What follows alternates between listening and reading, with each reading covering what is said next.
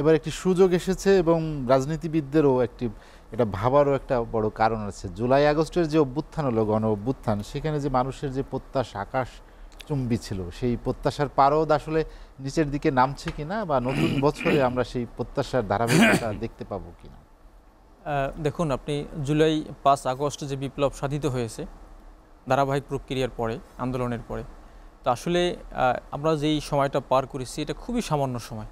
এই সামান্য সময়ে আমি দেশে অনেক কিছু করে ফেলবো, অনেক পরিবর্তন হয়ে যাবে, সংস্কার হয়ে যাবে, অল্প সময় এটা মনে করার কোনো কারণ নেই।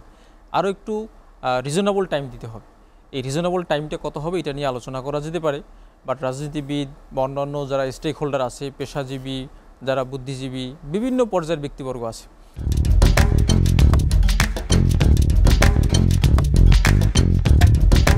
আপনি দেখেন ডক্টর ইউনূস স্যার এই প্রধান উপদেষ্টা হওয়ার পরে তিনি কিন্তু অনেকগুলো কমিশন করে দিয়েছেন যে সংস্কারের জন্য কি কি প্রস্তাবনা আছে, এই কমিশনগুলো কিন্তু সে বিষয়ে কাজ করছে এবং তারা সুনির্দিষ্ট প্রস্তাবনা দিচ্ছেন।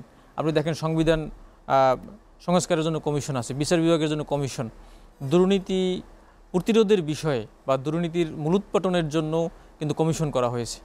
এই যে এনফোর্স যেগুলো ডিসঅ্যাপিয়ারেন্স আছে, গুমের বিষয়ে একটা কমিশন করা হয়েছে। সুতরাং এটা 15টি কমিশন হয়েছে। হ্যাঁ, 15টি কমিশন হয়েছে।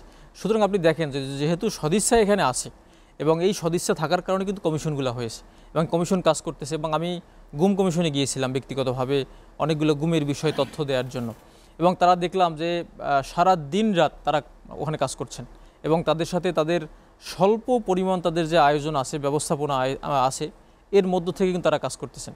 আপনি দেখেন ওই যে সংবিধান সংশোধনের যে কমিশনটা আছে, এই কমিশন সংসদ ভবনে বসেন, তাদের কিন্তু বেসিক যে নিড যেগুলো, এই নিড কিন্তু নাই। তারপরেও এই কমিশনের সদস্যদেরকে আমি চিনি ব্যক্তিগতভাবে, তারা কিন্তু তাদের ব্যক্তিগত কাজ বাদ দিয়ে, তাদের প্রফেশন বাদ দিয়ে শুধুমাত্র সংস্কারের জন্য কিন্তু কমিশনে গিয়ে কাজ করছেন নিয়মিত। সবাই চাচ্ছেন যে দেশটা যেন সংস্কার হয়। এই সংস্কারের জন্য রিজনেবল টাইম আমি আগেও বলেছি দেয়া দরকার। এটা যদি আমরা দেয়া না হয়, আমরা যদি তাড়াহুড়া করে ফেলি বেশি, তাহলে কিন্তু সংস্কারগুলো আর সম্ভব না। আপনি দেখেন বাংলাদেশের যেগুলো বিরোধী রাজনৈতিক দল ছিল, এরা কিন্তু বিগত 2008 সাল থেকে 17 সাল, এই 24 সাল পর্যন্ত কিন্তু অপেক্ষা করছেন এটা সুষ্ঠু নির্বাচনের জন্য, যেটা শেখ হাসিনা এই সুষ্ঠু ইলেকশন দেন নাই, তিনি ইলেকশনকে ম্যানিপুলেট করেছেন। তো এই ম্যানিপুলেটের জন্য দেখেন আমরা কিন্তু 17 বছর অপেক্ষা করতে পেরেছি। 17 বছর গিয়েছে, যাওয়ার পরে কিন্তু 17 মাসও এখন পর্যন্ত হয়নি।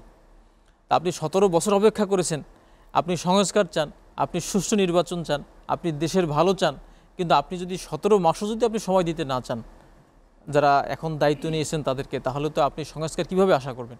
সুতরাং আমি মনে করি এই নতুন বছরে এই দেশ সংস্কার হবে, আমূল পরিবর্তন হবে, সুষ্ঠু নির্বাচন হবে, এদেশের যেগুলো দুর্নীতি হয়েছে সেগুলো বের হবে, দুর্নীতি মূলোৎপাটন হবে এবং দুর্নীতি যেন করতে না পারে সেই আইনগুলো, আমার ধারণা সংস্কার হবে।